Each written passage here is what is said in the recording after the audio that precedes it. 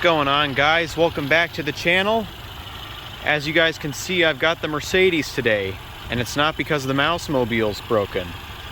Well, long story short, I noticed a leak last week. This is our first mechanical problem with the Mercedes, so to speak. Don't know if you can see it, but down there, that's the starter motor. And way over to the left, there is some mysterious fluid on the left of it. So I looked. Let me give you a good view of that. There's a leak.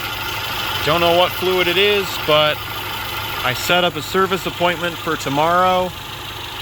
I also noticed that this intake tube, the clip has come loose on the filter side. So I'm gonna have that looked into too. But another thing I've noticed is that on warmer days after you've been driving the car for a while and you shut it off, if you go to the front of the car, you might smell coolant. I'm not sure if there's a leak or if that's just the way these Mercedes radiators are built, where you smell coolant after they're warm.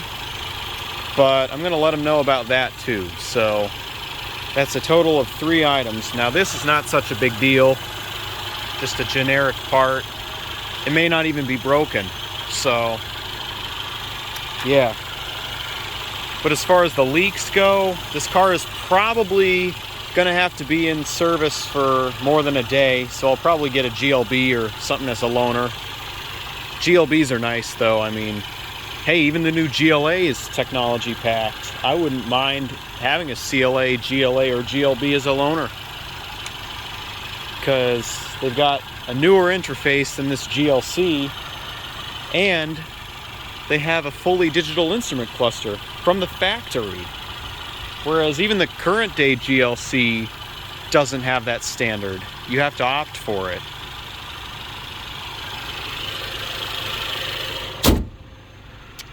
All right, well, that being said, I'm gonna hit the road.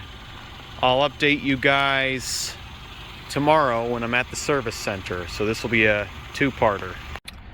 Okay, so quick update. The check engine light's flashing. I think I'm gonna have to have the car towed.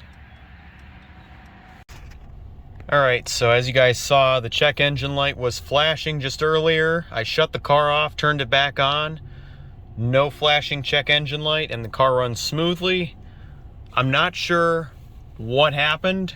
It was running a little rough shortly after the engine light started flashing, but yep, good thing this car is going to the dealer tomorrow. That's the first time I've seen the check engine light come on this car. And it was bad because it was flashing, because if the engine light is solid on, it's just an emissions problem, whereas if it's flashing, you've got an actual mechanical issue. So this fluid leak, I'm not sure if that's the culprit, but I'm hoping it isn't. So yep, I guess I'll just be updating you tomorrow, because currently it's the same day as the earlier clip. Okay, so it's the next day now. I'm gonna give you guys a startup. As you can see, the car runs just fine. Thankfully, I did not need a tow yesterday, and I was able to drive home, well, safely. I got a little nervous after seeing that check engine light, especially since it was flashing, because, as I said, if it's flashing, that means you have a serious mechanical defect or problem. Which, I mean, for a car with 41,000 miles is ridiculous.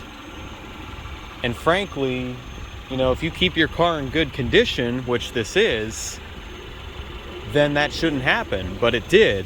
And so now I'm trying to figure out the root cause. I guess I won't know until I show up at the dealer and they pull codes. I did try to pull codes myself. Got a green check mark, which means there are no codes stored in the system. So I'm not sure what went wrong, but I'm about to find out because I'm heading to the dealer next. Also, on another note, this is my last day as a college student if I don't return for the 5th year to sit for the CPA exam. So the feeling is quite surreal. Honestly, I can't believe it. But anyway, let's hop in the Benz and drive to the dealer. My appointment isn't until 2:30. Class got out early today. But it might be worthwhile to show up early because they have a GLC43 on the lot I'd like to test drive. So, yep, that ought to kill some time. So without further ado, let's go ahead, put it in reverse, and go. All right, pulling up to the dealer.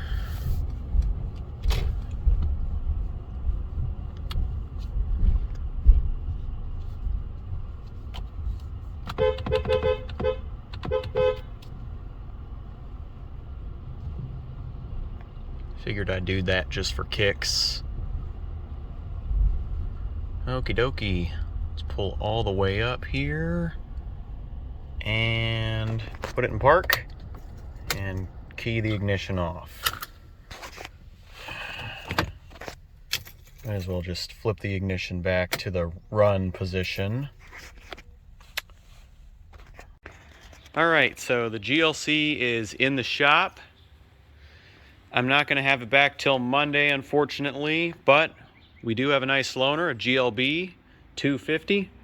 I've had a GLB before. It was a great car.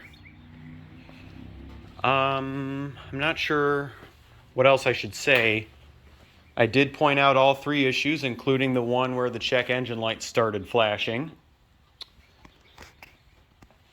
Because what I did point out is that after I had shut it off and started it back up, everything was fine, which was weird, especially since, I ran my scanner through it and found no codes.